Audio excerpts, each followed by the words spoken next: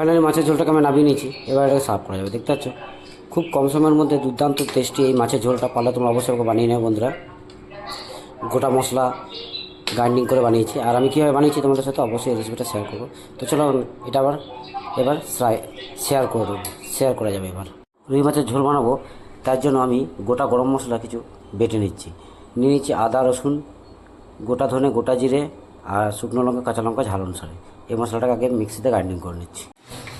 Finally মাছগুলোকে আমি ভালো করে জলে ধুয়ে রেখে দিয়েছিলাম। এবার এর মধ্যে সাদা লবণ দিয়ে দিচ্ছি, অল্প দিয়ে দেবো হলুদ গুঁড়ো আর অল্প একটু লঙ্কা গুঁড়ো দিয়ে এটাকে মেখে রেখে দেবো।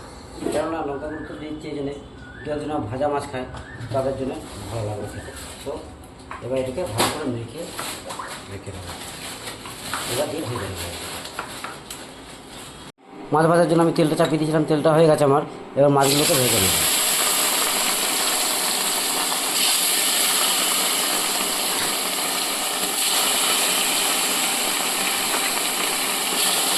মাছগুলোকে অল্প অল্প করে দু পিঠ ভেজে নেব। ফাইনালি মাছগুলোকে আমি দু পিঠ ভেজে নিয়েছি। মাছটা হালকা করেই ভাজবো, কেননা ফ্রেশ মাছ আছে তো, টাটকা মাছ আছে, যার জন্য হালকা ভেজে এবার মাছগুলোকে আমি তুলে নিচ্ছি। এভাবে সব বাকি মাছগুলোকে আমি ভেজে নেব।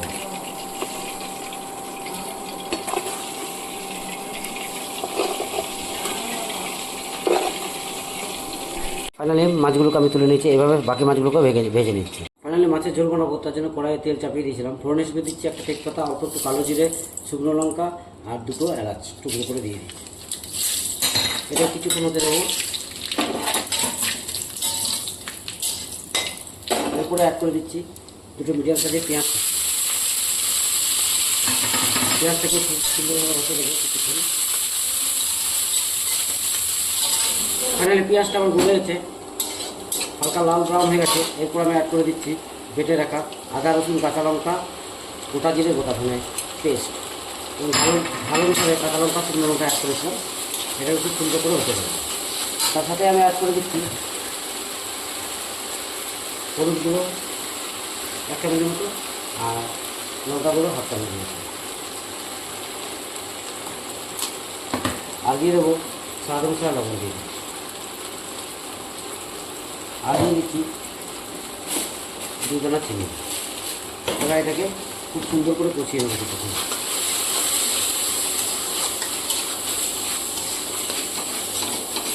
অ্যাড করবো অল্প একটু গরম জল, উষ্ণ গরম জল, যাতে মশলাটা না পুড়ে যায় আমার। তাই জন্যে অ্যাড করে দিলাম এবং সুন্দর করে কষিয়ে নিচ্ছি, মশলাটা যাতে না পুড়ে যায়। তার সাথে অ্যাড করে দিচ্ছি 3টে টমেটো ভেঙে এর মধ্যে অ্যাড করে দিচ্ছি। এবার এটাকে হতে দেবো। ফাইনালি মশলাটা আমার খুব রেডি হয়ে গেছে, তেল ছেড়ে দিয়েছে আর সুন্দর একটা স্মেলও আসছে। এরপরে আমি অ্যাড করে দিচ্ছি গরম জল। ঝোল অনুসারে গরম জল এর মধ্যে দিয়ে দিলাম, কেননা আমার কাছে অপশান আছে, তোমাদের কাছে না থাকলে নাও দিতে পারো, ঠান্ডা জল ব্যবহার করতে পারো, কিন্তু গরম জলে দিলে আমার একটু তাড়াতাড়ি হবে বলে আমাকে সেই হিসেবে বানাতে হবে। সো ফাইনালি দেখো গরম জল দেওয়ার জন্য ঝোলটা ফুটে গেছে। অ্যাড করে দেবো মাছগুলোকে, আমি ভেজে রাখা মাছগুলোকে অ্যাড করে দিচ্ছি। এবার ভালো করে ফুটতে দেবো কিছু।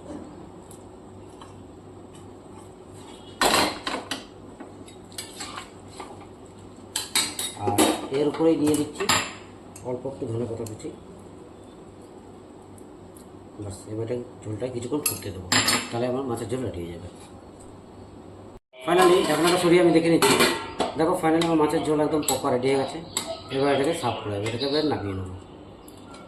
Thank you my dear all friend, thank you very much.